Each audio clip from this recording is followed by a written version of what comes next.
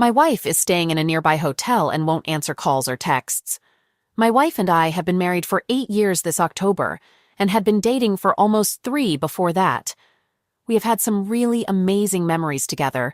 We've been able to travel some, have 2 beautiful children, and have generally been pretty problem-free throughout our marriage, other than the occasional fight over something silly. One thing I do have to explain is that in the months before we were to be married, I found that she had been sending emails and talking to an old boyfriend of hers. When I found out, she deleted all of the evidence and swore on her life that it was nothing bad, that she was just tying up loose ends and nothing more.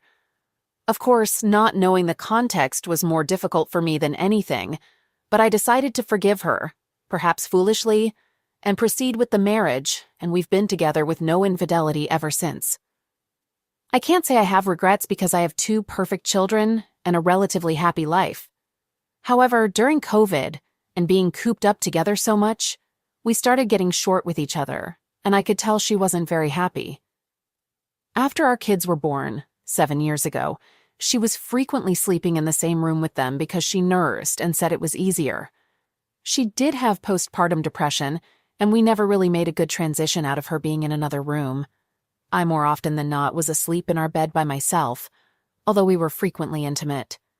I always had to wonder how she was spending her time on her phone, so I asked her if there were any conversations that I should know about. She swore up and down there was nothing, but I found where some copies of Twitter DMs had been sent to her old email address as notifications. It seemed to be nothing racy, but it was a guy referring to an old conversation with her and asking if they could keep in touch through Twitter after she deactivated her Facebook. I was pretty livid because she had gone out of her way to delete all of the evidence, once again, leaving me assuming the worst. I asked to see her phone, for the first time in years, and she appeared to be ready to physically fight me to stop me from seeing. This is where I messed up. I was so upset and angry, I grabbed the phone and threw it on the ground and told her to leave. I was furious and knew that if we didn't separate ourselves, it would be worse. She did leave and has been staying in a hotel for over a week now. She won't return my calls or barely responds to texts, and I have the kids here with me raising them alone. She says that I was invading her privacy and that I am controlling, but this was honestly the first time that I'd asked to see anything of that sort in years. Now she acts like saving our marriage is a lost cause, and I've apologized over and over for breaking her phone and losing my temper. I know it all looks bad, but I truly don't think she has been fully cheating, as we've been very careful during COVID, and we live very far from the person she was talking to. On the other hand, it seems like there's been no interest in fixing any of this, and she won't tell me if she is moving out or what she wants to actually do. She doesn't seem interested in getting help, and I truly don't know what to do. She says she wants space, but we have had a lot of space between us over the years. In Reddit's professional opinion, does this sound like a lost cause? Update. My wife finally had a conversation with me this past Friday and admitted that she had applied for a job 4 hours away in June of this year, and that they called and offered it to her this week, and she accepted. The job is a temporary contract-type position in a creative field where she has no experience. They didn't do a sit-down interview or ask for a portfolio. Reviews of the company are spotty at best, and it seems that they're hiring someone green to run through the grinder and pay less than the market average. The location is also in the busiest and fastest-growing area in our state, and the rent for the house she's planning to lease is double that of our old mortgage. She claims a mom group of friends in the area helped her find it. She has hardly accepted any responsibility for the secrets and lies. And as others had suggested, it appears she used our altercation as the perfect opportunity to leave. I have plenty of blame in all of this too, but making moves behind my back and hiding things for months is truly typical behavior for her in this situation. She came by to see our kids for an hour before leaving. She actually spent a few minutes with them. While I was putting them in the bath, she was getting decorations for her new place out of our storage shed. She insists on everything holy that there is no one there she is going to, but that we've been fighting for a while, referencing every hiccup we've had in 12 years. There were never any attempts from her to improve the marriage or communicate about these supposedly unfixable problems. I'm going to a lawyer next week, and I've cut off contact with her in the meantime. I, 34 male, caught my girlfriend, 39 female, in the act with another man. She 100,000% insists that it wasn't what it looked like. A few nights ago, I went to her house because we had plans to spend the evening discussing some recent issues we'd been having. It was nothing too serious for me, and she had not indicated that there was anything seriously wrong once, so I pretty much expected to have a heart-to-heart and then spend the night loving her. For a few hours prior, I texted her something along the lines of, "Hey, what's the plan for this evening?" This was followed by another 2 over the course of the hour. She naps and sleeps pretty deeply sometimes, so I just went to her house, per the informal plan. Upon arrival, I put my key in the door, and it appears that the lock had been changed, rendering the key obsolete. I knock several times, then ring the bell a few times. Nothing happens. Then I call and get 2 rings, then voicemail, suggesting it was rejected. I called again, and this time it was rejected a bit faster. I checked the Find My Phone app, since we shared locations with each other, and the phone was showing as inside the house. New lock, lights off, no answer. I got creeped out and worried about her and her children. I walked around back and tried one of the ground level's windows, which let me into the dining room, then proceeded to her room upstairs. I reach out to touch her figure under the blanket, and she is actually he, saying, "WTF, man?" It was either go nuclear or GTFO. And trying to avoid prison, I opted for GTFOing to my sister's house just a few houses down the street. Fortunately, the family was there, and I had good emotional support. I received no contact from her, other than the picture of the open window, which came after 2 freaking hours, and only in response to me finally texting her to ask, "Do you really not have anything to say?" At this point, I lost it and delivered a very definitive blow to her psychologically, agreeing with something her ex said a few years about that she was very self-conscious about. As a side question, I hope I can get thoughts on how inappropriate it is to yell hurtful things at someone you just caught in bed with another man that has not bothered to apologize or explain themselves. I am apparently a disgusting human being that is at least as outrageous as me finding her with him. The next day, I didn't get to speak with her until late afternoon when she finally responded to my messages and unblocked my number. It was blocked because I was so hurtful with my mean words. Here's her answer to my, "What in the holy duck?" He is a friend of the family since childhood. He recently came out as not straight and had just moved to our city and messaged her to reconnect, platonically.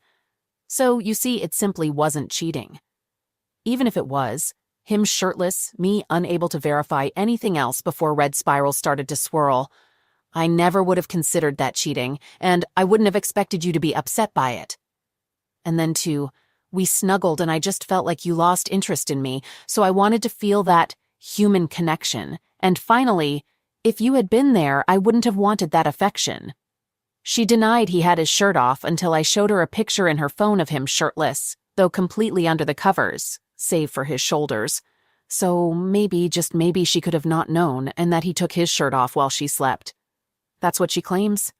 This lack of affection, BTW, has me sleeping in her bed 3 or 4 nights per week, falling asleep on her chest with our arms wrapped around each other, for like at least an hour or 2 every night. We have Zex 2x a week on average, which hardly seems like a dead bedroom to me, and when we bang, she says it's amazing every time. Her life is a mess. She's getting evicted, doesn't have a job, and so on. I have never judged her for this. She made some mistakes elsewhere and asked me when we got together to believe her that this is a low point in her life, for understandable reasons and mostly reasonable reasons. As we've written out the chaos of her circumstances, she has worn me out in a lot of ways.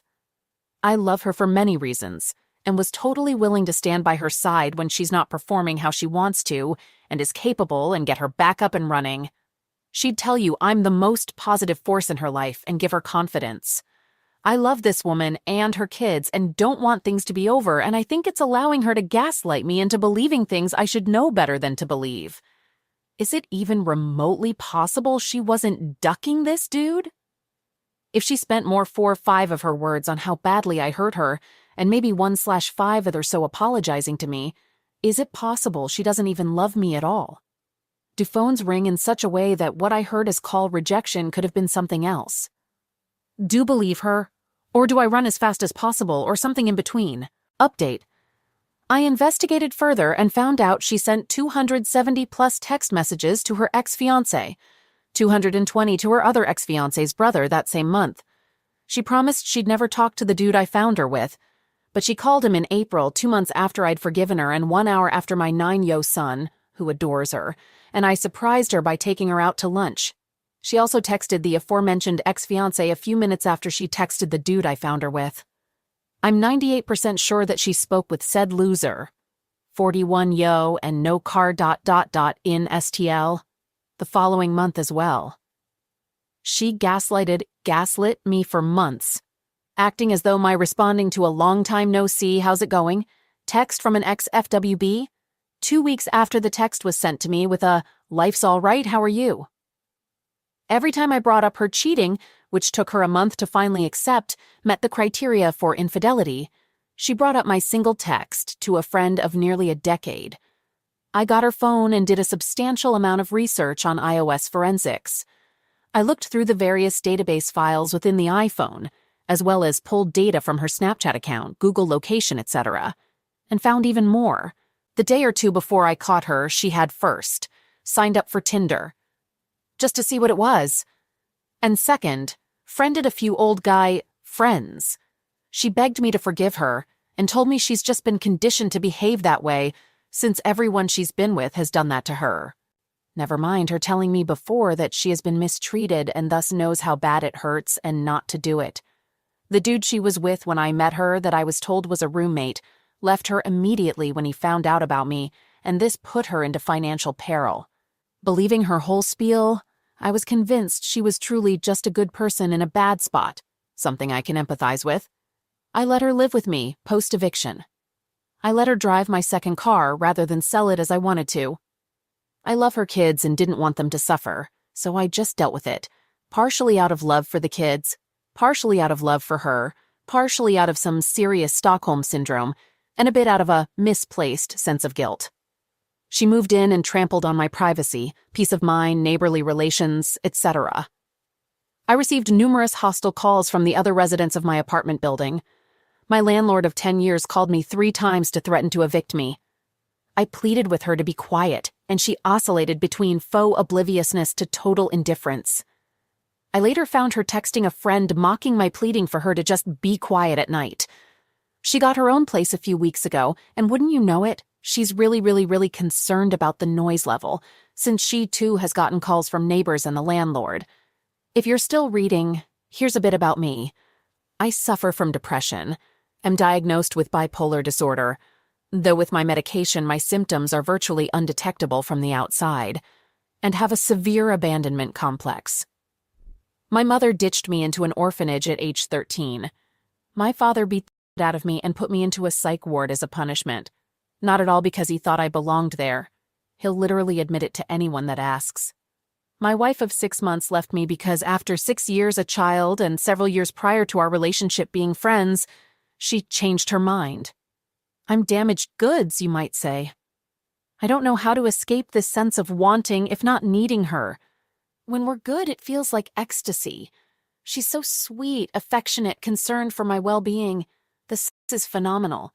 Her love for me and my son feels so real. Our kids are really good friends. It feels like a real family. I suppose it's the family I wish I had with my ex-wife or maybe as a kid. Pathetic, eh? For whatever reason, I'm still with her. She begs for forgiveness, then literally repeats the precise same actions every single time. I ask her to do something like, please, for the love of God, and the 800th time since you've known me, do not duck with my desk. Literally every other week I have to explain for an hour or so that she has done it again, added or removed it from my desk. At the end of the soul-crushing convo, she acts like she totally gets it, the very simple instruction, do not touch my desk or anything on it. It inevitably happens again the next week. I tell her I need sleep, having slept no more than an hour the night prior, in between working my 2 jobs, and she leaves the room so I can nap, only to be back in 15 minutes, waking me up, to tell me something that doesn't have a single aspect of time sensitivity to it. I could go on, but it'd just be more of the same stupid shit. I'm pathetic for staying with her. I literally don't understand my own behavior. Oh yeah, I found out yesterday she stole a $2,000 check from me and cashed it. Upon calling her out on it, she has ghosted me.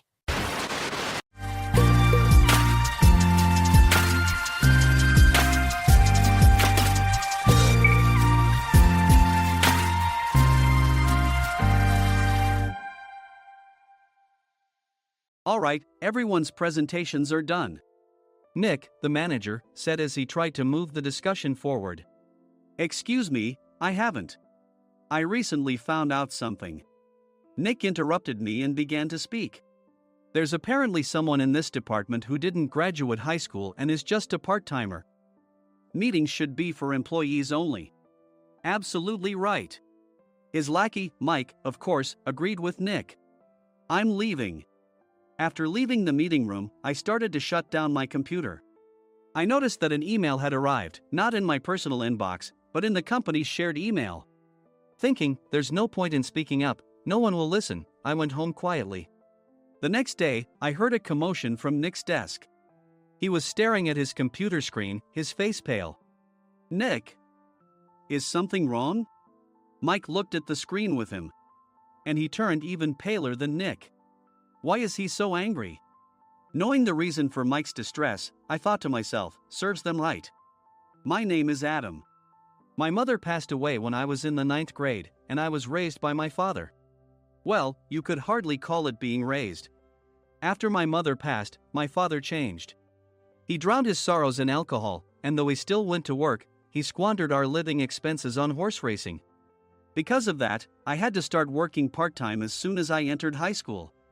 Every month, I went to the convenience store with bills in hand that couldn't be auto-deducted from my father's account. Even though I endured it because I didn't want to be alone, I reached my limit in my second year of high school and dropped out.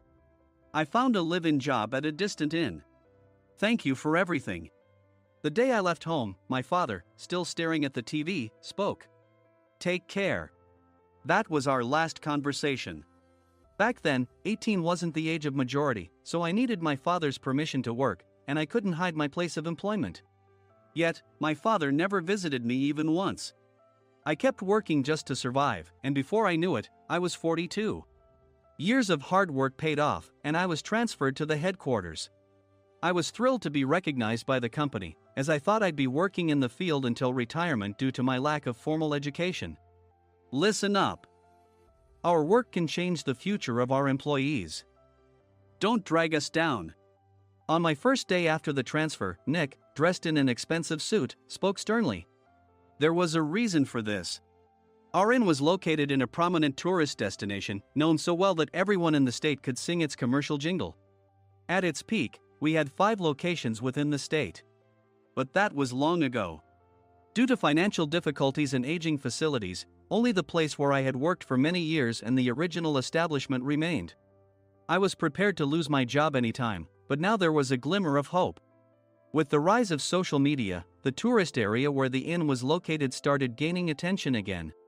Depending on how hard the sales department, where I was transferred, worked, we could either thrive or be forced to give up this prime location to the new hotel chains continuously popping up. For Nick, who had switched careers from another industry to strengthen our sales, this was a battle he couldn't afford to lose. I understood why he had to be strict. I will do my best. Nick sneered at my enthusiastic declaration. Did you not hear what I said? I'm sorry. I thought I was listening carefully. Out of habit from years of customer service, I apologized reflexively, though I had no idea what had offended him. Someone was watching me with a smirk. In this department, there are those who are expected to excel and those who have been shoved here because they have nowhere else to go. You are the latter. It was Mike, the section chief. He's 7 years younger, at 35. But he was called to headquarters much earlier than I was and had been moving around within the headquarters ever since. I'm not jealous, but I can't accept that he's my boss. Graduating from a prestigious university, he has an unusually high pride and caused many problems as a newbie, making things very difficult for me when I was the front desk leader. When I found out Mike was transferred to the sales department a month before me, I was disheartened. Mike is right. With just a middle school diploma, there's not much you can do. Don't even think about achieving results. As if I didn't exist, Nick remarked, "I'm thirsty." Mike eagerly ran to the coffee maker. It seems Mike is Nick's lackey. I regretted being happy about my transfer to headquarters, wishing I had stayed on site forever. Send a direct mail to every company on this list by the end of the day. Nick only assigned me tasks that even a new graduate could handle. What? There are over 1,000 companies. You want me to send to all of them by today? Yes, if you and your fellow misfits split the work, even those with nowhere else to go should finish by today. I glanced at the employees typing away expressionlessly. They were worn out from customer service, only thinking about leaving on time, or were women reassigned after having children. With zero motivation for work. Even Sam, a new graduate from the same university as Mike, who was supposed to be among the expected achievers, had no enthusiasm for the job. Having joined the company wanting to do customer service. I don't care what they say, I plan to quit anytime, he said. Only Nick and Mike were highly motivated, making all the decisions between the two of them. I originally only wanted to work at the inn to survive and had no particular attachment to this job. I swallowed my words, thinking I had no right to reprimand them. About a month after the transfer, Nick told us with a frustrated look. To commemorate the 50th anniversary, we've decided to create a plan exclusive for one group per day. Originally, Mike and I were supposed to come up with it, but our president, Mr. Thompson, insists on hearing everyone's opinions. So, you all get a chance. As Nick explained, Mike began handing out prints. Make sure not to embarrass Nick. If your ideas are half-baked, you'll have to redo them. It seemed that they had printed his handwritten notes by Mr. Thompson, which included several questions and a section for free responses. It made sense why Nick had to seek our input, given that all responses had to be submitted to Mr. Thompson. We were given a week to think about it, and a meeting was scheduled to compile our ideas. My plan is to let guests enjoy both the old and modern America. Nick began the presentations. Guests would watch a master confectioner at a nearby traditional sweet shop make sweets in front of them. The welcome drink would be premium tea in a bottle. Nick's plan was certainly attractive. After his presentation, Nick called on us to present in the order we were seated. Just as I stood up for my turn. All right, everyone's presentations are done. Excuse me, I haven't. I recently found out something. Nick interrupted me. There's someone in this department who didn't graduate high school and is just a part-timer. He was likely talking about me. I joined the company as a part-timer and was made a full-time employee when I turned 20. That was 20 years ago, so Nick and Mike probably had no chance to know until recently. Meetings should be for employees only. Absolutely right. After that, Nick kept creating opportunities to solicit everyone's opinions, purposefully excluding me from speaking. The meeting unexpectedly heated up and went past the scheduled end time. A few people asked to leave, and the discussion continued with the remaining few. Still here? Normally, you'd leave in that situation. Though I had no attachment to the job initially, hearing kind words from customers made me want to make them happier. For someone like me, with nowhere to go, the inn was my home and customer service was my life. I felt pathetic about my current self. I'm leaving. I left the conference room and started shutting down my computer. I noticed an email had arrived, not in my personal inbox, but in the company's shared email. Thinking no one would listen to what I had to say anyway, I quietly went home. The next day, while preparing the DM as instructed, I heard a commotion from Nick's desk. In his haste to stand up, he hit his knee on the desk. He stared at his computer screen, his face pale. Nick! What's wrong? Mike, thinking he should be the first to rush over, approached Nick while still wearing his coat. He peered at the screen with Nick. And he turned even paler than Nick. Why is he so angry? Who is responsible for this company? Nick, more irritated than ever, asked, and Mike answered without checking. Probably Sam. Sam wasn't there because he was attending a morning training session for new hires. Nick gave up on getting angry and returned his gaze to the screen. They were looking at an email that arrived right after the end of the working day yesterday. Apparently, no one, including me, had checked it before leaving. The email was from a large company that used us for their annual employee trips. The president and executives of that company also frequently used our services personally. President of the company, Mr. Mason himself had declared that neither he nor his company would ever use our services again. Well, some companies cancel their employee trips or stop using our services due to financial struggles. Let's just move on. Mike kept wiping the sweat from his forehead with a handkerchief. Knowing why Mike was so agitated, I quietly watched their interaction. Do you know how much revenue we get from that company? We can find other guests to fill the rooms, but we'll lose the banquet costs, gift shop revenue, rental car fees, and more. Moreover, the gifts were supposed to be prepared by the traditional confectionery shop involved in Nick's proposed plan. If it's known that we incurred such a huge loss at this critical time, Nick's position in the company would be jeopardized. Nick took a deep breath, seemingly trying to calm himself. All right, Mike. Go to New York right now and apologize to Mr. Mason. What? You're coming with me, right? I have urgent work to do. I trust you, which is why I'm entrusting this to you. Please. Mike, believing Nick's sincerity, agreed with a determined look on his face, saying, yes. That's Nick for you. Even if Mike went to apologize, Nick would shift all the blame onto him if the client didn't change their mind. Well, it was Mike's fault to begin with, so it served him right. About 3 hours later, Sam answered a call from somewhere and repeatedly apologized, saying, I'm very sorry. Everyone watched to see what was happening. After ending the call, he informed Nick with a weary tone. When Mike arrived at the client's company, he only made things worse, further infuriating Mr. Mason. He was demanding, get his boss here immediately. It was no wonder Sam was exhausted, dealing with such a call right after returning from training. What is that idiot doing? All right, Adam, you're coming with me.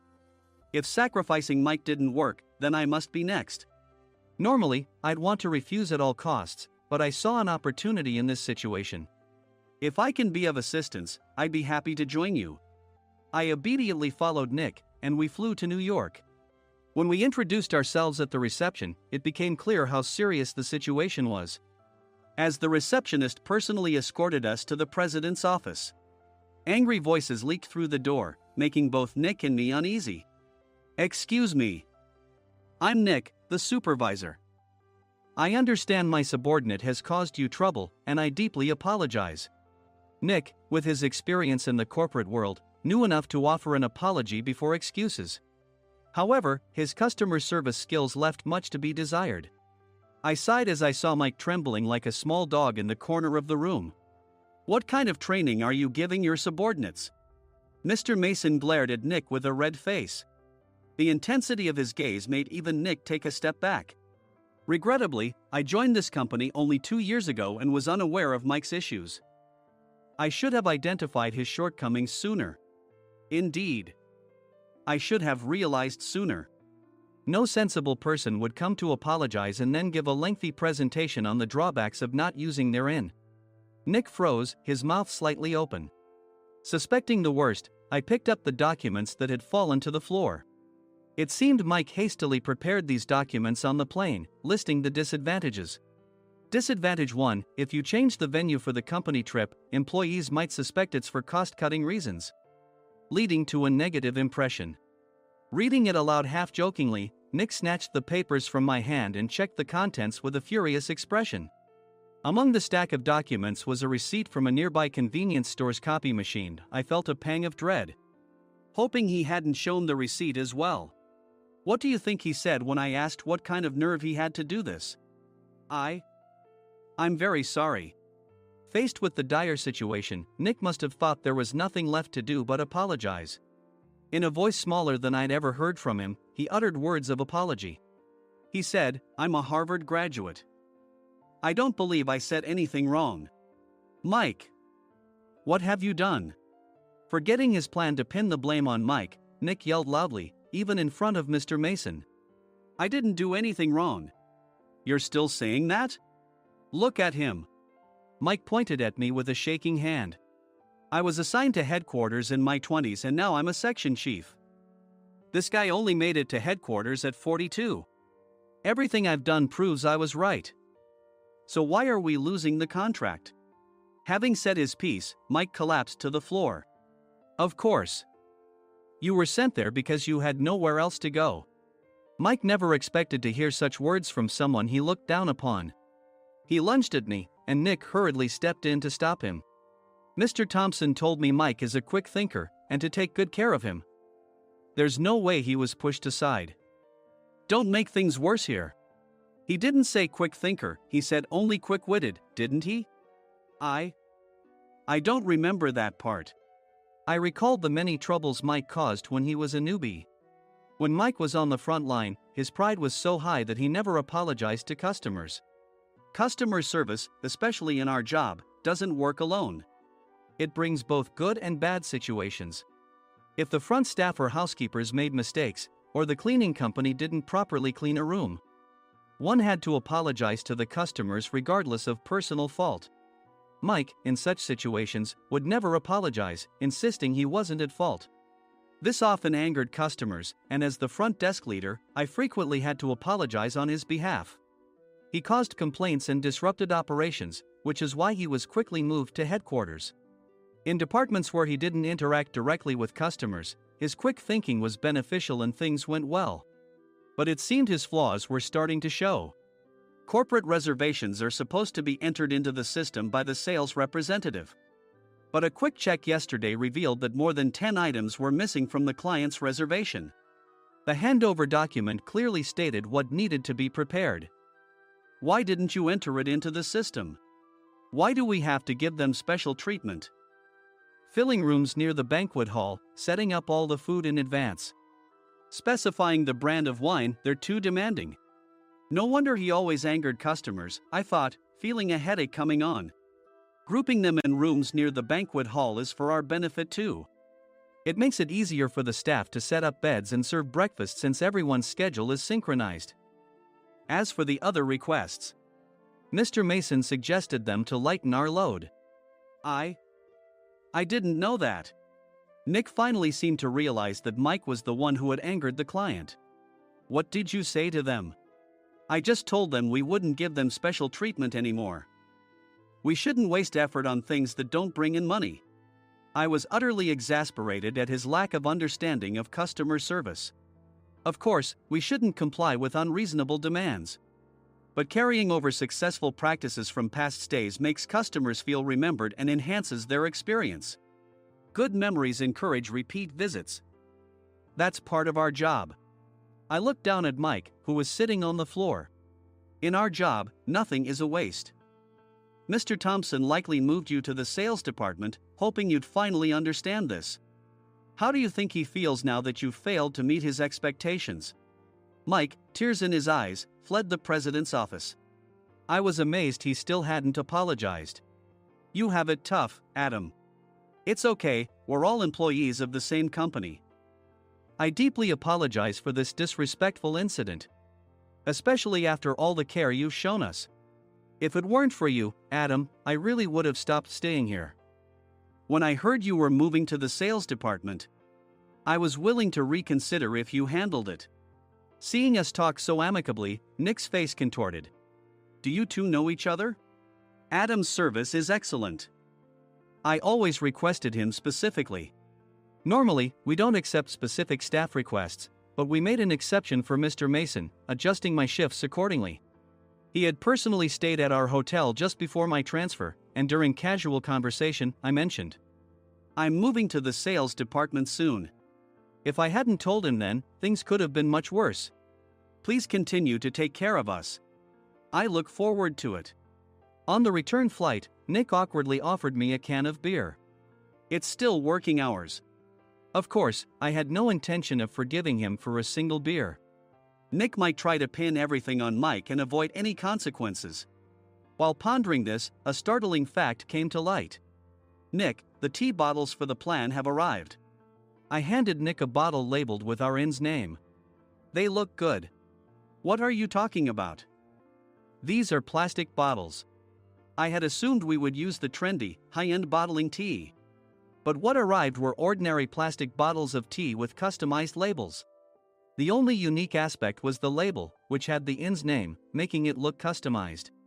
Upon further investigation, I discovered that a substantial amount of money was set to be paid to the tea company. It was priced like bottling tea. Does this plastic bottle really cost $100 each? The tea inside is specially blended for us. The extra cost is for that. Wouldn't it be better to use another tea company? Or is there a specific reason we must use this one? As Nick continued to make excuses, I showed him a printed email. I informed the tea company's president, Mr. Mitchell, that we discovered irregular payments and he confessed. He said you two were high school classmates and planned to split the extra money. That idiot. Why did he confess? That's not important. You should worry about yourself, this could turn into a police matter. Opening the bottle cap, I suggested. How about calming down with this tea? It supposedly has a relaxing effect. Nick drank the tea frantically. In the following days, decisions were made about their fates. Mike was reassigned to the General Affairs Department, with no chance of transfer or promotion, as per Mr. Thompson's orders. As for Nick, since the payment to the tea company hadn't yet been made, he narrowly avoided legal trouble.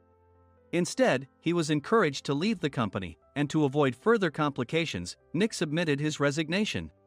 Rumor has it that connections between HR departments have made it difficult for him to find new employment. Even though it was good to have those two gone, something unexpected happened in the sales department. Everyone became motivated and united in refining the 50th anniversary plan. In the end, my plan was adopted. We collaborated with the Tourist Information Center to provide personalized guides. The plan, tailored to the number of guests, was truly special for the 50th anniversary. Hey, is Adam's family coming to stay? I immediately booked that special plan for my family. Sam noticed it on the reservation list and quickly picked up on it. Yes, I'm inviting my father. That's great. I might invite my parents too. I lacked the courage to face my father just as Adam. But here, with the confidence Mr. Mason praised, I felt ready. The 50th anniversary plan was a perfect opportunity to reconnect with my father. I hoped to bring back the days when we could laugh together as we once did.